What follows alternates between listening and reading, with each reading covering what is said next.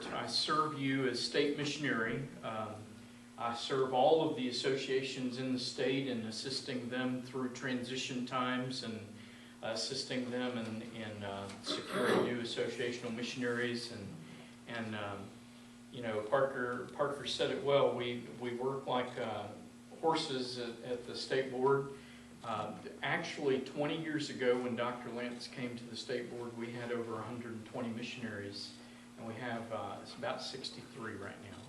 So that gives you an indication we're trying to do as much as we can to serve you and be the best stewards that we can. And I do bring you greetings from the state board, and it's good to serve you in that capacity. I also serve kind of sort of right now as associate interim. I don't know what you would call it. But I've been at Highland Gardens Baptist Church for 3 years as their interim. Okay, y'all got that. But I would especially ask you to pray for a church called Grace Place in Enterprise, Alabama. Just a quick history. 4 years ago they had 900 in worship, and yesterday they had 35. So I have gotten permission from Dr. Lance to serve that church as an interim for 6 months to see if there's a way to help them, see if there's anything that can be done. They had 1 deacon left, and 4 weeks ago 5 deacons just abandoned the church and went off. So anyway, that church is Grace Place, and we sure need God's grace to fall upon that place.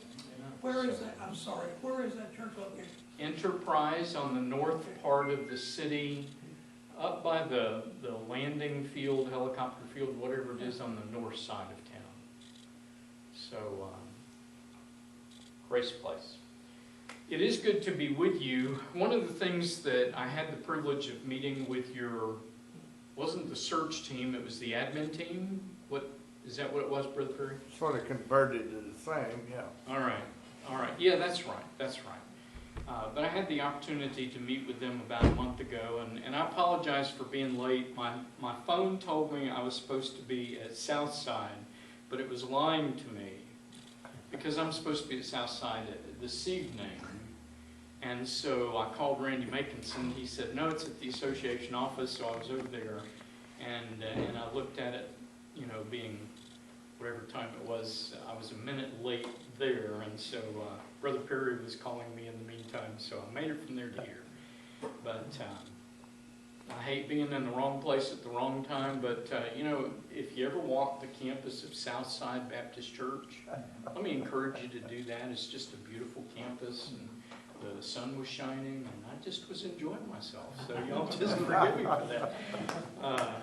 But good to serve you.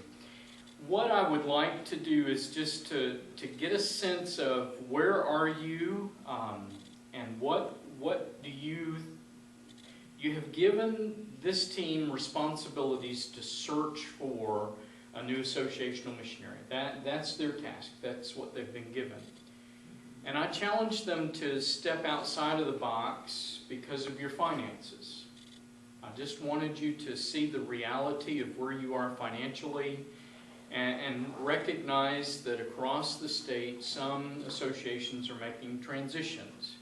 Back in the 50s, in the 40s, 1940s, for you, you know, the rest of us are back in that century. So. But back in the 40s and 50s, they pushed to have county missionaries. And Alabama was one of those states that went ahead and pushed for having a county missionary, a county associational missionary in every county. And that's still not true in the sense of over on the far west we have Big B Association, which is 2 counties, and I can never remember the county names because I can only think associations, so y'all forgive me. It's over there on the west side of Alabama, and that's 2 counties. But all in all, most all of our associations are aligned around the county. Now you guys are a little bit weird because you have half the county over here and half the county over there, and 31 divides you right down the middle. And I don't know why that happens. Some of you could give a history as to what the reasons were for that. But as you think through, where do we go from here? What is the challenge that's ahead of us? What kind of person are we looking for to serve the association? Do we want to try something maybe for a year to be a partner with a sister association, maybe East Coleman? And do we want to partner maybe for a year and just kind of experiment? What are we going to lose? Because we're really at a point that we're kind of starting over as an association. So what disadvantage would it be for us to work through that? So I wanted to just kind of give you some thoughts to work on and just start out with some responses. What can you help me think through as I'm trying to guide you through this process?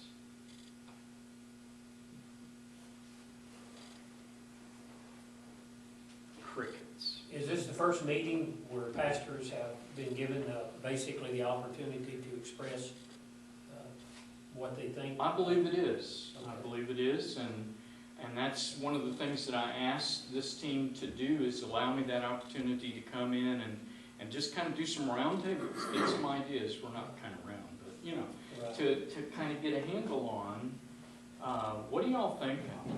You've given them a task and you're wanting them to do that task, but really let's put some meat to the bones. Well, you know, after pastoring 36 years and seeing what I see now at the average associational meeting, which is my generation and older, very few young guys involved, disconnected for whatever reason. You can interview them. I've talked with many of them over the years, you know, in mentoring and discipleship. And it's usually the same thing. If we're going to continue to do what we've been doing for 40 years, I can invest my time in something else. Mm-hmm. And if, you know, my input would be, whoever the search team is, you mentioned going outside the box. If you don't, this generation here and this generation, you can forget them. They're not going to, they're going to be disconnected. They're going to find other ways to do missions. They're going to find other ways to do ministry. And some of them are going to connect with other organizations. Other networks. Other networks. I mean, you know, I've seen it in pastoral ministry, and I mean, I see it now. So, you know, my thinking is, I talked with my pastor before coming this morning, and I said, you know, sometimes I'm vocal, and I probably shouldn't be, but I just, you know, I don't like to see us spin wheels.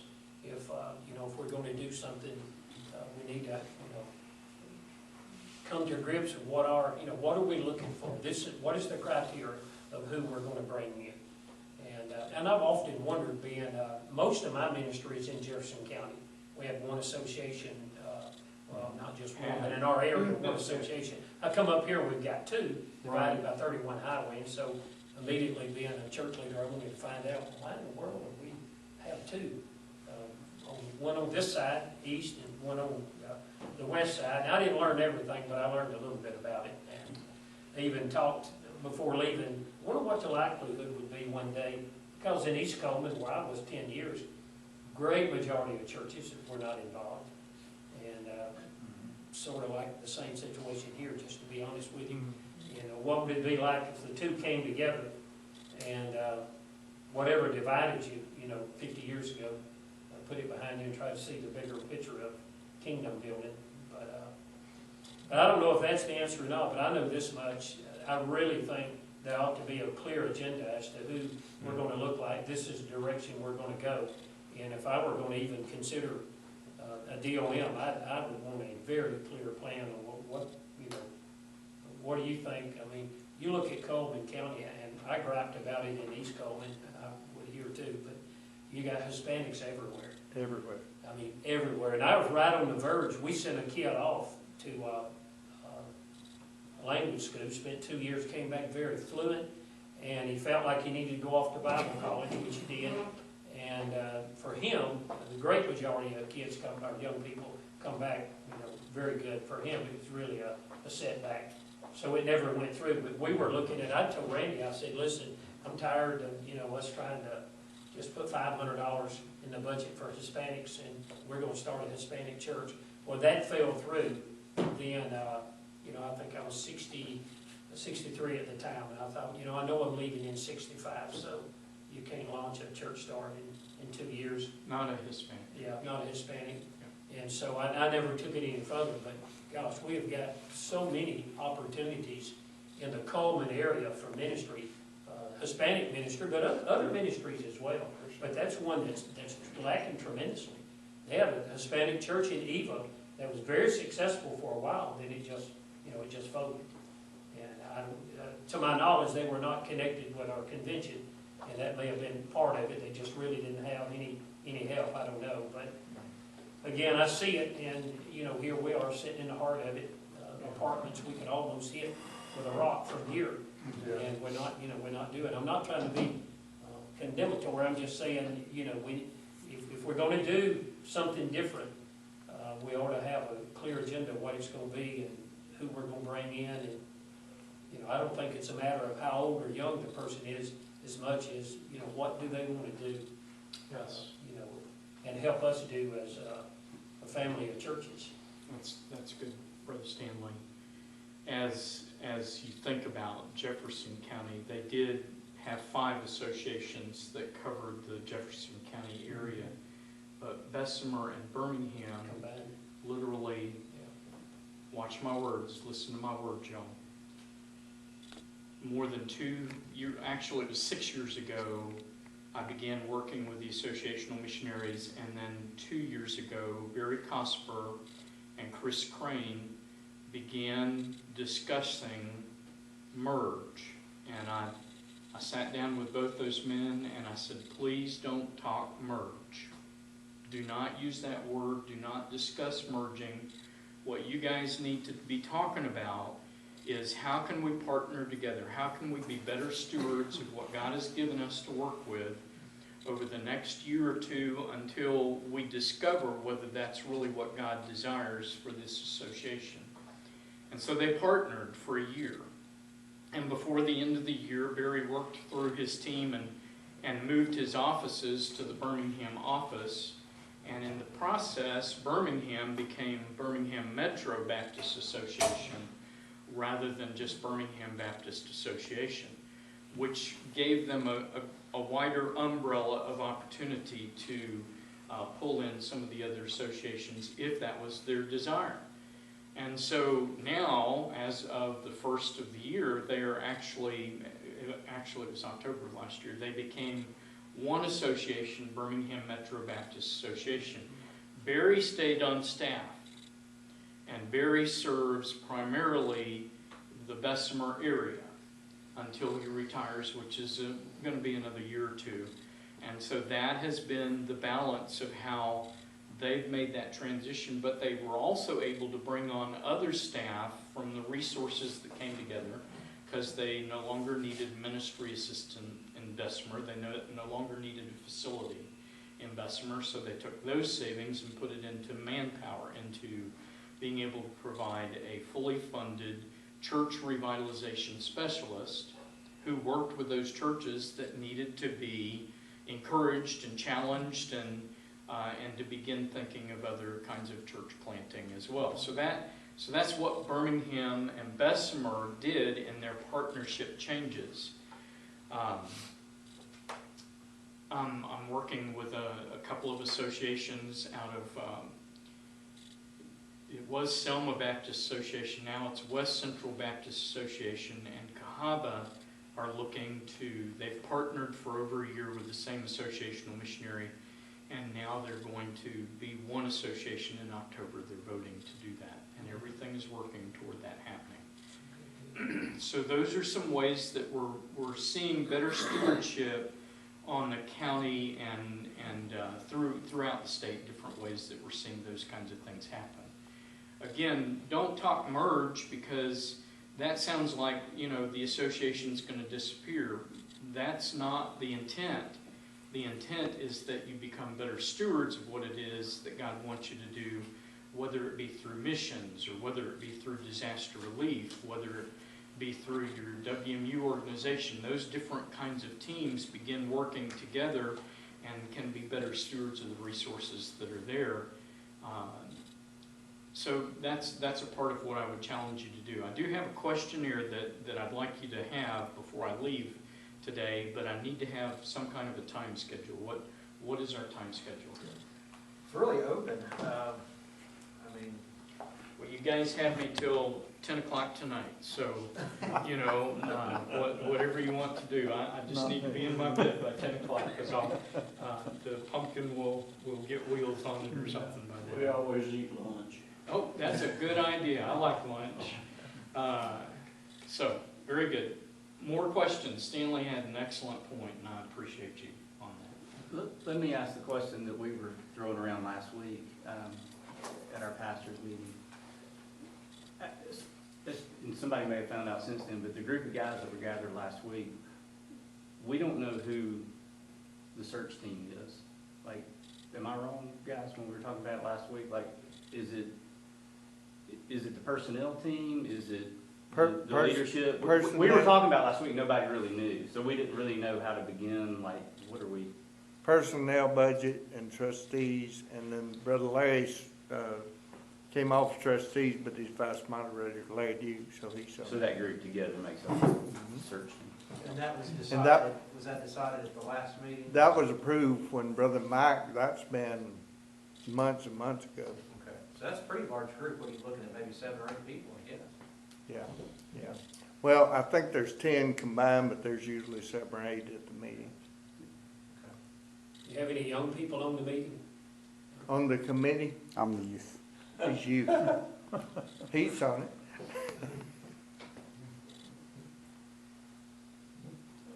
Does that help? Yes.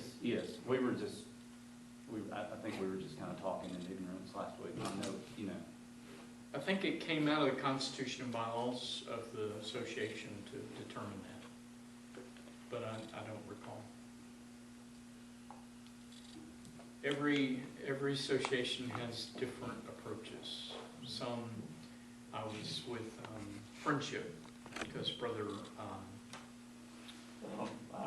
I was very young when the two associations divided. In fact, I was born the year that they divided. But as I've heard and studied about it, back in those days, the DOMs were bivocational. And there were just a lot of Baptist churches in Coleman County. And so they felt the need, because bivocational people, you know, are limited on time. And so I think it was a mutual agreement. I don't think there was any kind of controversy in the division, and they just, 31 runs right up the middle of Coleman County, and that's how they decided that. I think now there's 58 churches in West Coleman, 52 in East Coleman. There has been as high as close to 125 combined. Yeah, But- at one time, we had like 61 churches. Yes, sir. So, that's, we're down to 110, but that's still a lot of churches for, what is our population, around 80,000 for the county, so. 110 currently. Yes. I know when I moved here in 2014, I was told there was 119. Right, there's close to 120, right, there's, Yeah, we've lost some churches. right. And you know, here's just a few thoughts on associations that I've had through the years. It seems like, and I think we've alluded to this, but you dial it back 70 or 80 years ago, and the drive from Holly Pond to, say, Logan, that was a big deal. It was. That was a big deal. And so these churches, they needed each other in a way to collaborate efforts for the gospel, for resources, things of that nature. And I think when we look at just technology and highways and roads and things of that nature, it's almost kind of shrunk everything. Because if you go to Holly Pond, Logan now, it's, you know, it's a few minutes, you know. And so I think the need has changed. That doesn't mean there's not a need for the association. It just means that we need to adjust how we approach ministry, in my opinion. to embellish what you said, the furthest West Coleman Church from the East Coleman office is 23 miles. Okay, wow. And that puts things in perspective. And, you know, and what I've experienced, I've only pastored since 2002, so what is that, 19 years. But in my 19 years of pastoring, what I have seen in my West Tennessee days and here, either an association is active and aggressive and forward in their thinking, or it's like the polar opposite. It's amazing. Yeah, and there's you nothing can in go between. throughout the Yes. state. It's so discouraging. My To see brother-in-law, one that's fired up and one that's yeah, sitting still. my brother-in-law pastors in Ardmore at the top of our state, right on the Tennessee line. And his association is based out of Athens, and I don't know I guess it's Limestone It Association. is limestone. And I don't know the name of the young man that's the DOM there, Kevin Ward. but I hear that they're blowing and going and doing ministry. And that's encouraging, you know, and so I just want us to see what is best for our community, our county, and I just want to be active. That's the main thing. And it would be fair also just to put out on the table that Randy Makeumson in East Coleman is probably just a few years, maybe 2 to 5 years from his retirement. I'm not gonna give you his date or anything like that. That's his business. But that would put you where you're looking to do this partnership for a brief time, and then quite possibly there would be a younger person come in to do both ministries, and it would possibly become one association where you could have better resourcing. So it's kind of like transition, and then transition. So that could be a healthy arrangement for what it is you guys are working toward doing. I have discovered that after that 6-year discussion with the associational missionaries in the Birmingham-Bessemer area, that once they started retiring or they started, Brother Mike passed away, and so once that happened, our momentum was lost. Everything that we gained over that 4 or 5 years of discussion was gone, except Bessemer and Birmingham discussion. So it needs to take place while you have leadership that is willing to serve, while you have that leadership able to help make those transitions take place. And there's nothing that can replace, this is just a term I recently learned, there's nothing that can replace layered learning. Now, what I mean by that is, I've had the privilege of serving as janitor, music minister, youth minister, school administrator, pastor, associate pastor, associational missionary, and now the state associational missionary. So I've taken all that layered learning, and I've come to my place of opportunity to serve you guys in this capacity, and 40 years of ministry. So that layered learning lets me have a perspective that a young guy that doesn't necessarily have that yet can come in and with some guidance be brought to that level that can perform for you guys, serve you guys in a capacity that just would be tremendous. Like Kevin had 2 or 3 different ministries before he took on the associational ministry.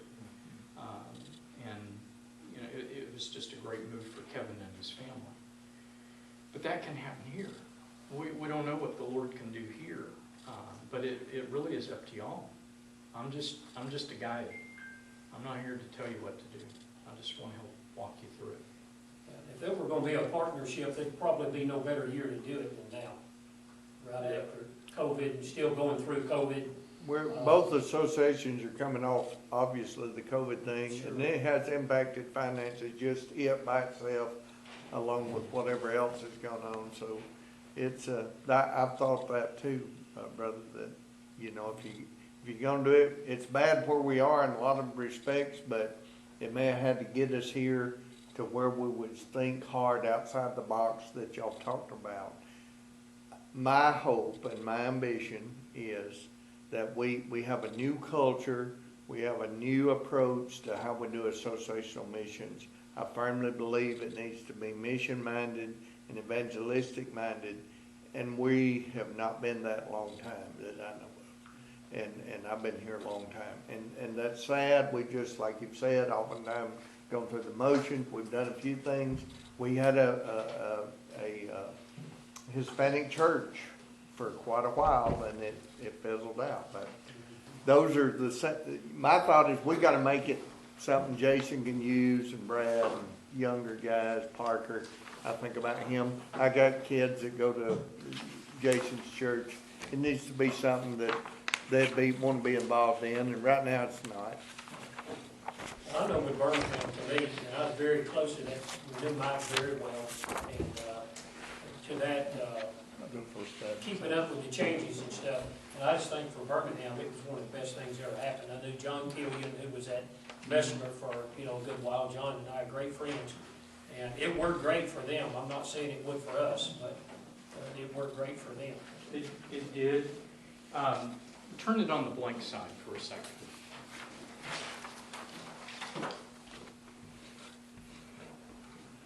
On that side, just draw a triangle. If you have something to write with, just draw a triangle. So, so on that triangle, you have three sides. I hope you drew it like an isosceles triangle. I think that's what they're called. I forgot. It's been a few years. But you have three different legs of that triangle.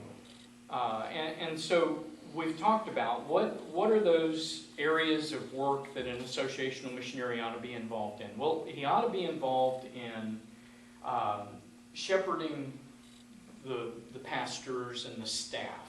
That we used to call it pastoring the pastors, but that's not what he's doing. He's encouraging them, he's shepherding them, maybe he's doing peer learning groups, maybe he's involved in visiting them in the hospital. He definitely will be there when they get fired and they need somebody to come to and talk with. And so that's one leg of that triangle.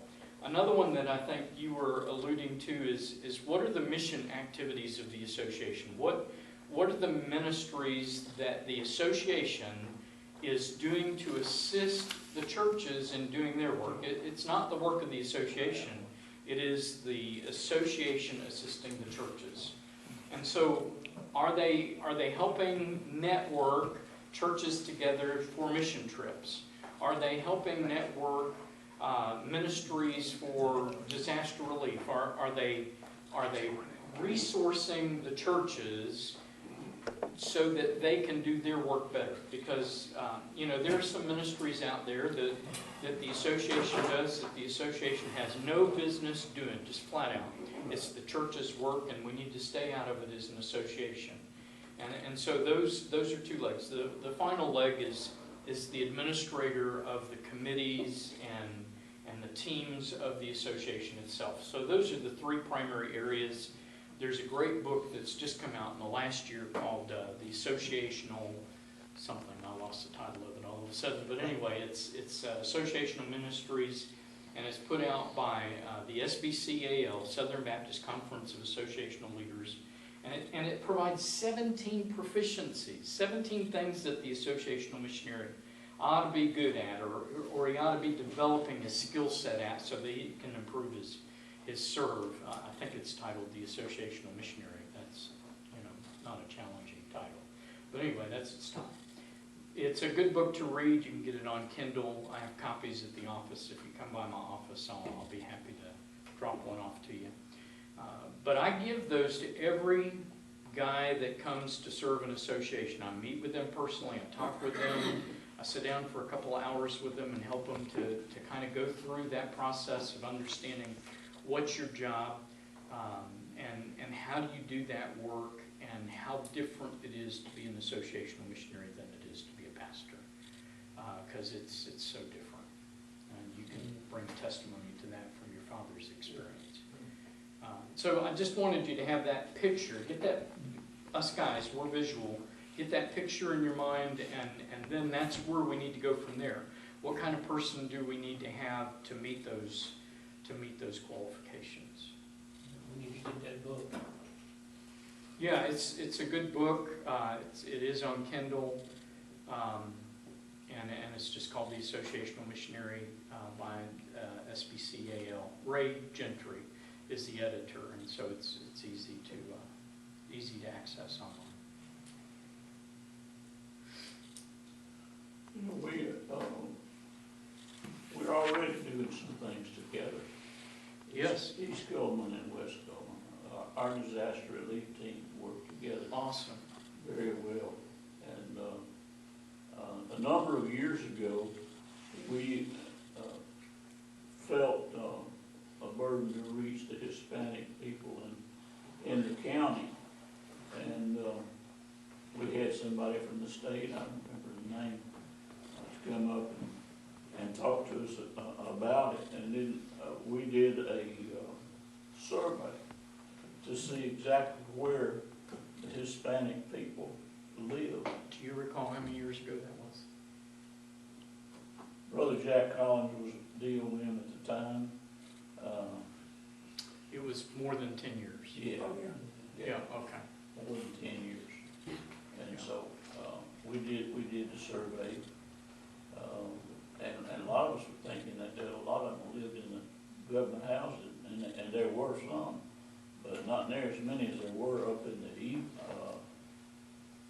Eva area. Fairview, Eva. Yeah. And, so we tried to start a church, and we did start one, and, the problem that we had was, keeping a Hispanic pastor. And making sure he didn't go charismatic on you.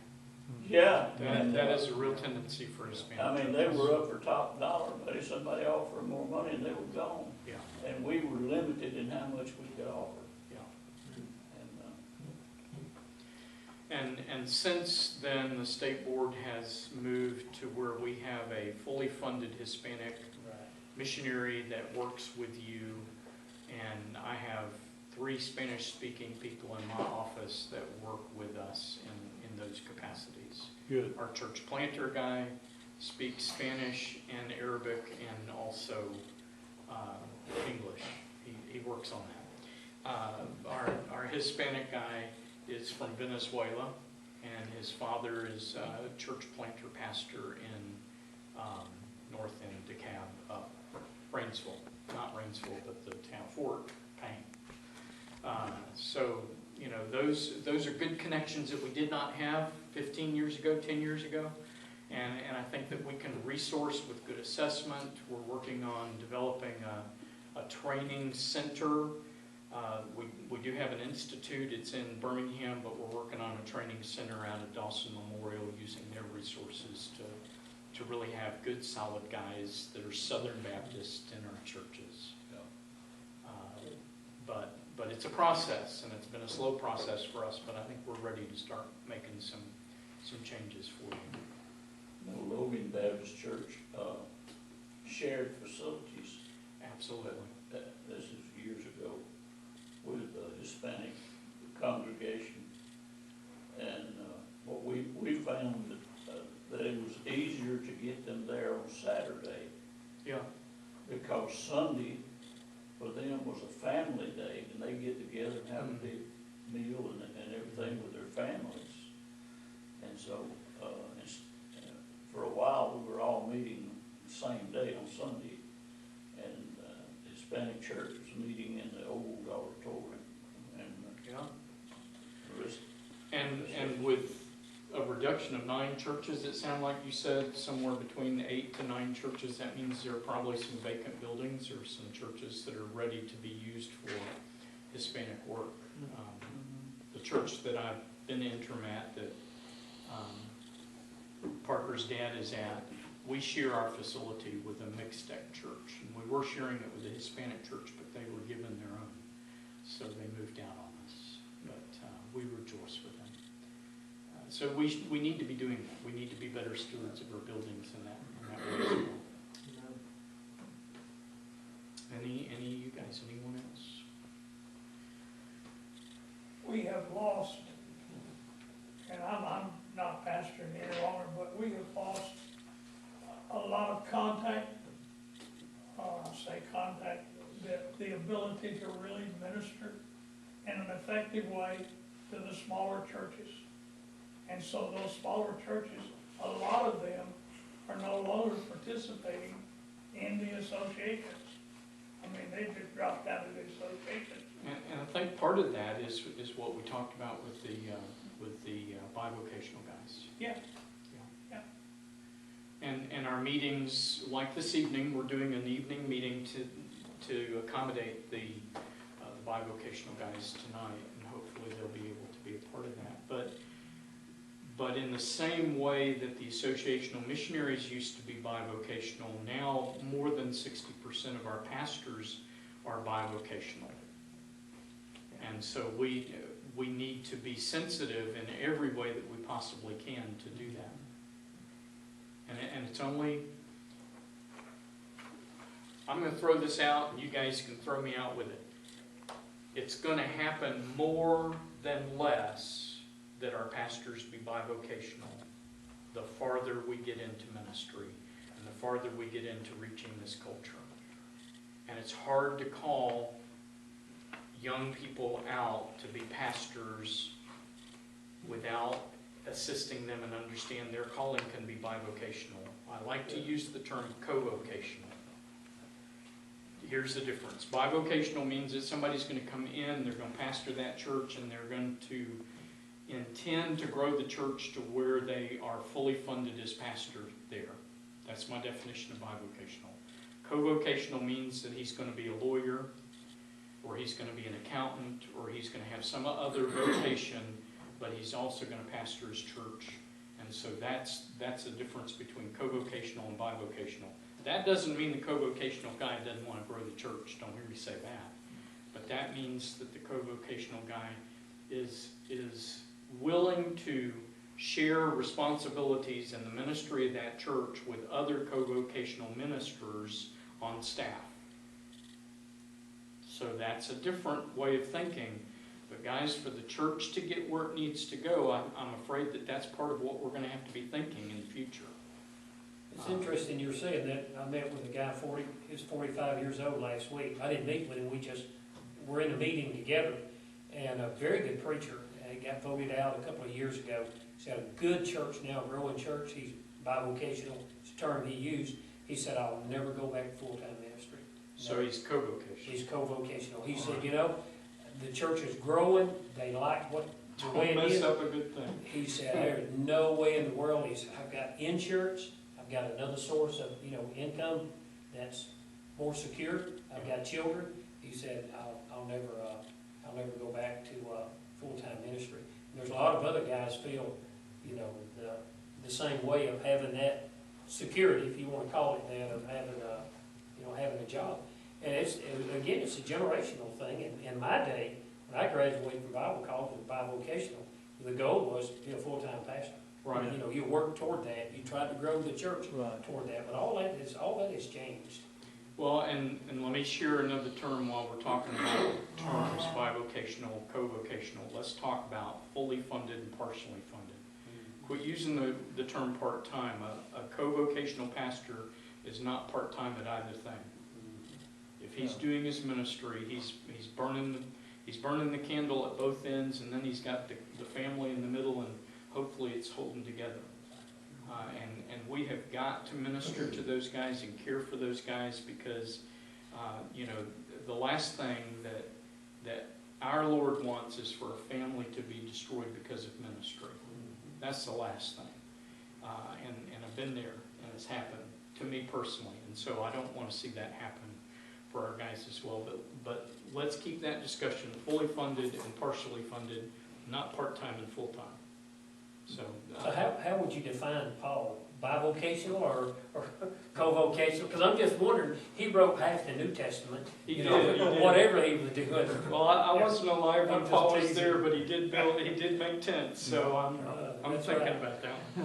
If that's gonna be the trend, Retired in your Bible, that's what I've called music, bivocational. All right. if that's gonna be the trend, our seminaries need to readjust. And maybe some of them have, because it's been a long time since I've been in seminary. But when I was in seminary in the 70s, that they were preparing you to be a full-time pastor. Sure. And they are still preparing folks to be fully funded pastors, but I think that many of them are gonna get into that ministry and they're gonna get discouraged because they're not gonna get to go to the Adrian Rogers Church to be the pastor that they're being trained to do. They're gonna have to settle for a church like First Baptist Silver Hill or you know, one of the smaller areas where they're almost fully funded, but maybe not quite. And they're gonna get hurt because, hello, we're in churches and wherever there's one Baptist, there are two opinions. So, They're gonna have to pastor some half-acre Baptist church. yes. And so they're gonna get hurt and they're gonna have that sense of response. Well, we don't wanna lose their qualifications and their skills and their ministry opportunities. We don't want them to leave the ministry. We want them to be able to use what God has allowed them to do co-vocationally. You want my opinion, you can throw it out with what it cost you. Every pastor ought to have a working skill outside of the ministry. I agree. I agree. You know, I'm a cabinet maker. I can make a cabinet that's beautiful, and I can do that. But that's my fallback. That's not what God's called me to do. God's called me to pastor. He's called me to be your missionary right now for this time in my life. But I have fallen back on that twice because of my calling and been hurt by a church, and so that was my capacity to lead my family through a difficult time. You've been with the state since 2012, is that right, Brother Reed? 9 years, yes, sir. 9 years, and I've never had it so good. Yeah. And I thank you. I truly do thank you, because I've never been privileged like I have in the last 9 years. You know, this may be off subject, but I feel like it ought to be required, not that it could be, but that all young ministers are bivocational for a while to For a experience. spell. Yes, absolutely. How do they know what the person in the pew is going through when they're working a 40, 50, 60-hour work week, and they're standing there preaching to them and they have no clue what they're going through? Well, I spent 6 years with the Sherwin Williams Paint Company. There you go.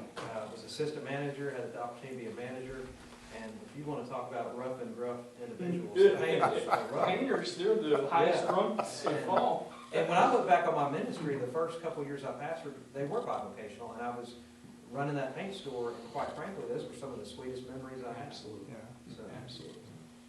I spent 18 years working in American Cast Iron Pipe Company in Birmingham and surrendered to the ministry, and youth pastor 2 years bivocational, 5 years bivocational as a pastor, then went full time. But the experience of, I don't know if you want to call it, starting down here and moving up is tremendous. Nothing can replace that.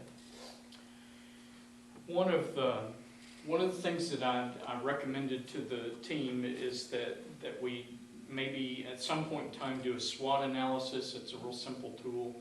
It does take a couple of hours, but basically taking a whiteboard and you could even take the backside if you haven't messed it up too bad with your triangle and just take a quadrant. S stands for strengths, W stands for weaknesses, O stands for opportunities, and T stands for threats. And your strengths and weaknesses are internal, they're inside the organization. Your opportunities and threats are external, they're outside of the organization. So as you look at your sheet in front of you, there's a question there that says, what are the 3 greatest strengths of West Coleman Association? I didn't type in West Coleman Association, but what are the 3 strengths that you have? If you were to come up with that, what do you think? You need it. No, I've been gone for 22 years. I hear you. But you have been here how long now? I've never been in the West Coleman. Okay, all right, East so you're in Coleman. East Coleman, because you're on this side of 31. Well, I'm a member at First Baptist. Oh, well, no, you guys are in West Coleman. Because you're on the west side of 31. It's confusing to me, but I got it. Yeah. But if you were to say, what are the 3 greatest strengths? Crickets. What do you think? you asking right? I mean, Yes, yes. I think that we have a great location in an area that needs ministry. It's not Okay, like the our, facility is in a good location. and I'm stretching because I'm having a hard time finding some strengths. Yes, yes. But that's always jumped out to me, is that that building is right in the heart of town, and there could be so many ministry opportunities. Right across from the multi-housing units. Yeah? All right. So we would write down, and you're recording this, will I be able to access it later? Okay. So we're saying facility location, not necessarily the association, but that's one of the strengths of the association, is the facility location. And it's a usable facility for community ministry. What else? I definitely think the pastors in the association are definitely a strength of the association. Very good. That's one of those things you would write down, that the pastors are solid and united. Would you all say you're a united association? I mean, you've gone through some difficult times. So let me just say an aside. I said this to the team. See if I can do it without getting all teary-eyed. You all took care of Brother Dennis at his worst moment. Thank you. You all showed very excellent grace to him. Thank you. Now you want to move on. That's okay. The man needed that, and you walked with him through that in a very difficult time in his life, and I'm proud of you for that. He even ministered to me in my loss. Yeah. So, putting that behind you and recognizing that as a plus, that goes back to the pastors cared. They weren't just going to throw him out. And because he really, in a sense, became non-functional in his capacities to do his work, there were failures. But y'all cared. So, moving from there, thank you for that. That's a strength to show the grace of Christ in the way in which you ministered one to another. That's a strength.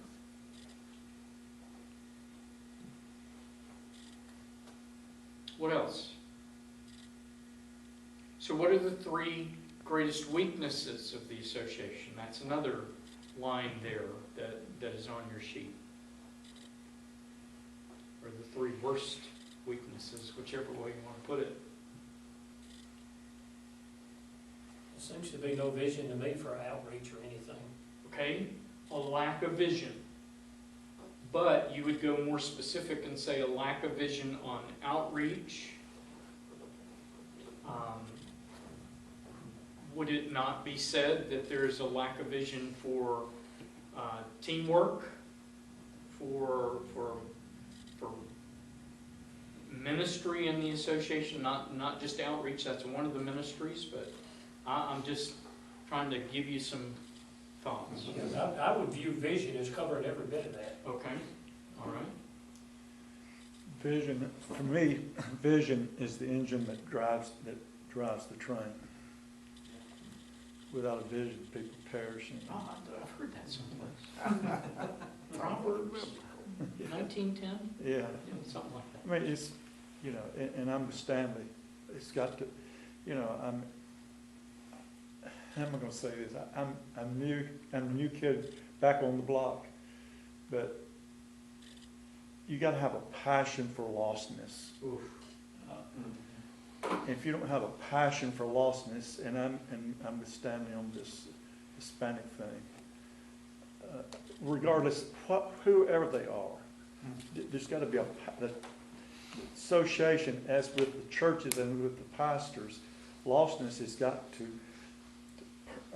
we got to be broken for lostness. I mean, these are perilous times, and we're more anti-Christian than we are ever in the history of our nation. And these young pastors, we need to be encouraging them and helping them, and say, as senior adult pastors, we need to be cheering them on. I told Brother Tom, I want to be your biggest cheerleader. and so, but when it comes right down to it, and whoever your DOM is, he's got to be a person who is ethically, he's above reproach. I mean, you know, and doctrinally, you're on the same page. You know, but he's got to have a passion for lostness. Okay. And that's got, as not only as an association, but as me as an individual, that's got to be at the heart of who I am as a Christian. So with that said, I'll shut up. No, that complements what Brother Stanley was saying. He and I went to the same Bible college. And in the sense of not having a vision, so there are no goals, there's nothing to shoot for, and if you have nothing to shoot for, then you have nothing to measure your successes by. You have no metrics to be able to identify this is where we're going.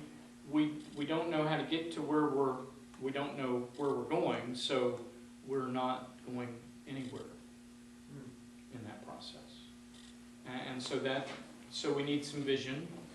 It's kind of a strength and a weakness that we're at sort of ground zero, starting over.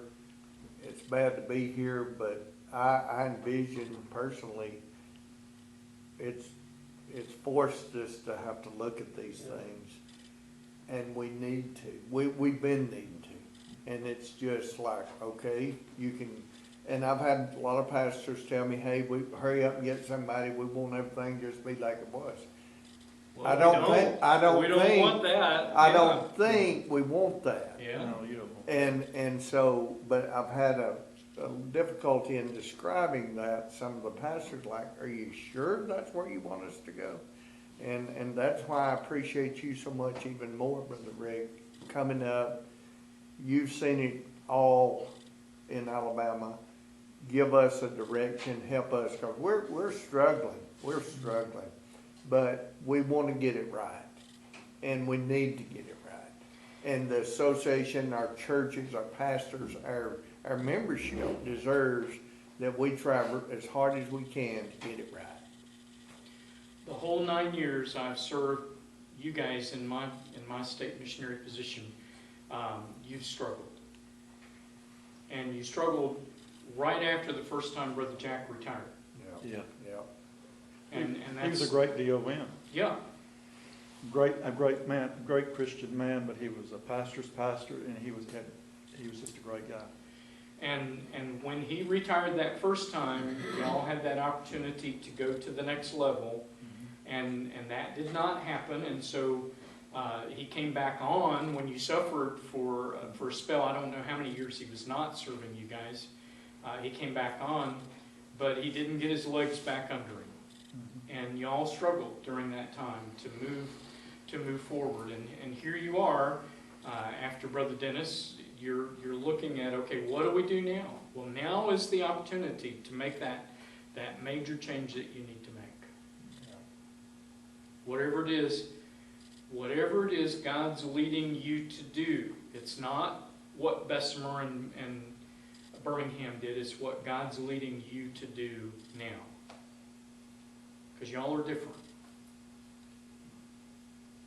Rick, I had shared with my pastor, I don't know, months ago, we were talking about it, and I don't know what association it is, I call it Sand Mountain, but they're really doing well up there, the guy they brought in. And some of these associations that have come in, become more progressive, if you want to use that term, and made changes, are really doing well. They're reaching these younger pastors, and I think it would be beneficial to bring these guys in, or one of these guys in, and you know, what did you do? How did you do it? How did you start getting everybody on board from the way we have done it for the last 40 years to the way you're doing it now? So, Stanley, do you think that would be a healthy thing to do prior to talking about partnership, or while you're talking about partnership, and bring that same individual to East Coleman so that they can hear that same discussion? You know, if we were going to do partnership, and I'll just go on the record, I think that's the thing to do. Now, I'm not part of it, and I'm not trying to influence, you know, the committee, But you can't bring anybody in quick, because there's a lot of stuff you gotta work through. You gotta get guys my age on board. Now, I'm on board being progressive. I know how beneficial it is, but a lot of them are not. They're great guys. They're good guys. You don't wanna run off and leave them, and it takes my generation longer to make a decision than Eric's generation. And so, the partnership to me, whether eventually you come together as one or not, would be a great thing just to get us going. And then bring that, during that transition time, bring some of those guys in where both sides can hear it. And then go from there and just see what the Lord does. The Lord, we may not come together as one. Personally, I think it could be great, but I realize there's a lot of, and I don't know all the history that James probably knows. I've heard all kinds of things over the years, but most of those people are gone and been gone a long time. I just think somebody with a vision, with a passion for the lost could come in, and maybe after a year of partnership, a couple of years probably, a partnership, then bringing somebody in could say, this is what we did at Etowah or Limestone or wherever, and just start dropping those seeds a little at a time. It takes a little while to germinate and to grow.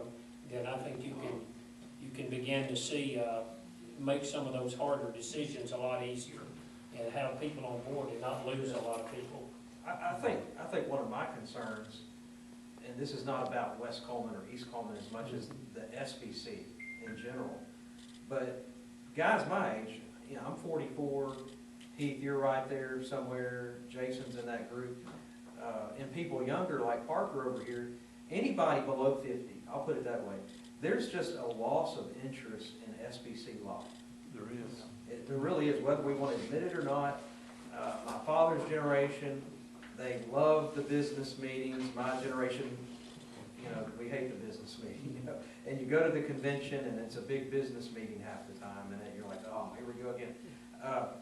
Something's got to give for my age group, the 40-somethings and even younger, to have excitement in our denomination once again. That's my opinion. So what we're describing here, I would be, and again, I don't have a dog in the race. I'm not on any committees, but I came from an area in West Tennessee where you did have 2 counties in one association. And then I get here and there's two associations in one county. And so I honestly think East and West combined is a great idea. And I'll go on record on saying that too, but I just don't know how that transpires. How do we get that going? Is that the consensus of? Well, and it requires a conversation in the East Coleman. And I have not started those conversations with anybody but Brent. Right. But a great time for it is now. I mean, and I say now, I'm talking about this year when both associations have suffered. We need one another, would be my approach, and what better time to lean on one another than right now, and then just see what God does. As I understand, East Coleman is going through a difficult patch too. Yes. They are. I talked with Randy off and on. The economics of both are not good. Right. And so, we can sit here and talk about this is what we want, but can we even afford what we want? That's the reality. And it's not, I can tell you, it's not there. Yeah. So what are we gonna do? How are we gonna do it? We've talked, Brother Rick and I have talked about, like y'all talked about, bivocational, like Brother James said. We may have to look at bivocational DOM if we're just gonna go back to some semblance of what we used to have, because of the finances. So we've gotta, this is a good time to think about it all and to lay it all on the table, and don't be so, it's got to be just like we've had it. We've got to get out of that mindset, guys. And I appreciate what I'm hearing, because I've been very vocal about it as much as I could be, to say, it's taken some time. I appreciate the patience of everybody. But you haven't walked in our shoes. It is painstaking what we've had to go through. And that's all right.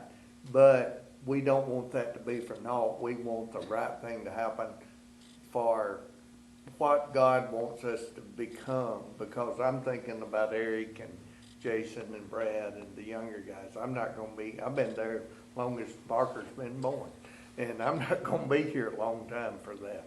So, but however we leave it is gonna benefit our younger people. And not only that, but Parker, like I said, I have a son and daughter-in-law and granddaughter and people. I want them to say, oh, I was part of the association. I'm happy to say that. Right now, it scared people.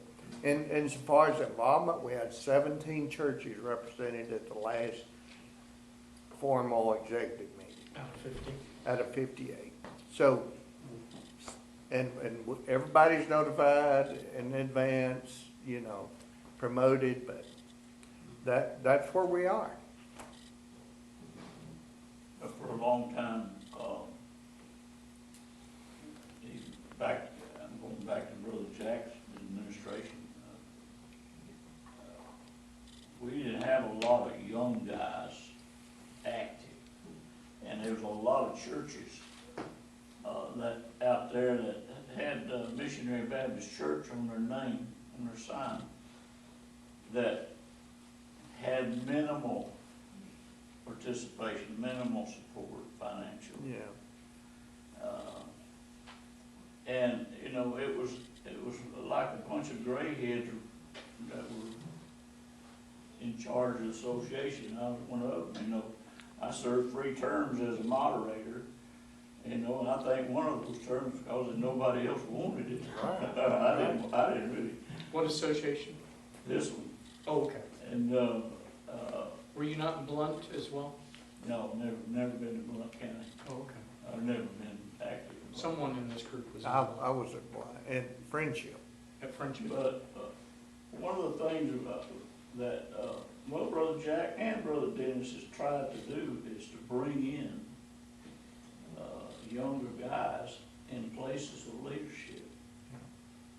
And, Brother Dennis worked real hard at that, and we've got we had some young people, active. And one of the things that I'm concerned about is keeping those guys, you know, and even reaching out to some of those that will drop off because of everything that's going on, and they hadn't understood, you know, everything that was going on. And so, you know, I'm just real concerned about our young pastors and leaders, Absolutely.